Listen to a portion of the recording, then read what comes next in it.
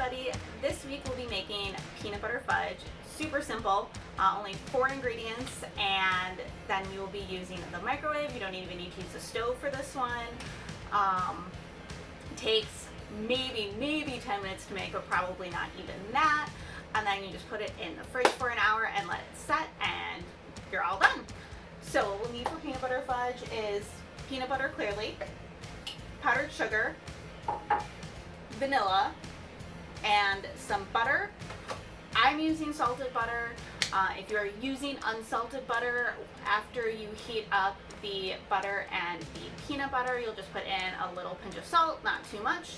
But other than that, that is all you will need. So let's get started. Start with your peanut butter fudge. Pretty simple. It's about the same amount of butter, same amount of peanut butter, and then double the amount of powdered sugar, a little bit of vanilla. I'm using mostly salted butter, so I'm not going to add any extra salt. If you are using unsalted butter, you might want to add a little pinch of salt. So we'll start with about 2/3 cup of peanut butter, and then add the butter. Again, it's about the same amount of butter and peanut butter, so about close to 2/3 of a cup. A full stick is 1/2 cup.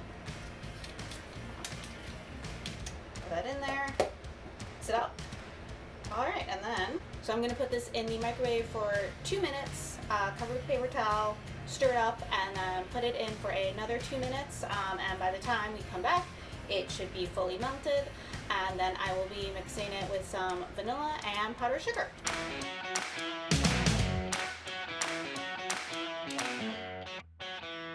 So once your peanut butter and butter have been totally boiled and melted together, be very careful as it's boiling.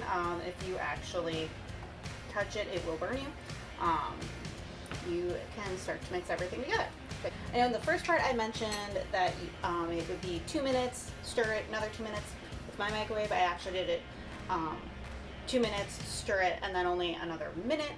So depending on your microwave, you might want to amend that. So next I'm just going to add a little bit of vanilla, about 1 teaspoon.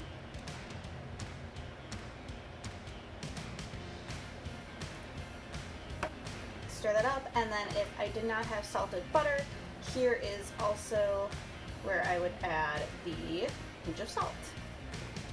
And then I'm going to get my powdered sugar.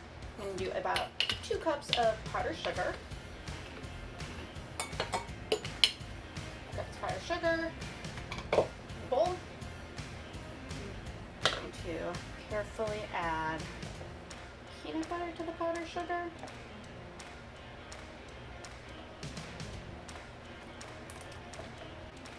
And I'm going to mix that up until there are no lumps.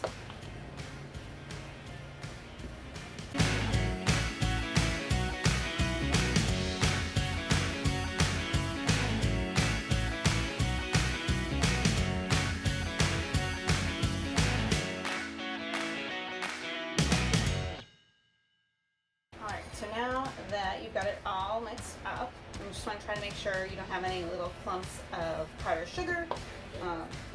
All that will result in is just a really sugary piece of the fudge. Right.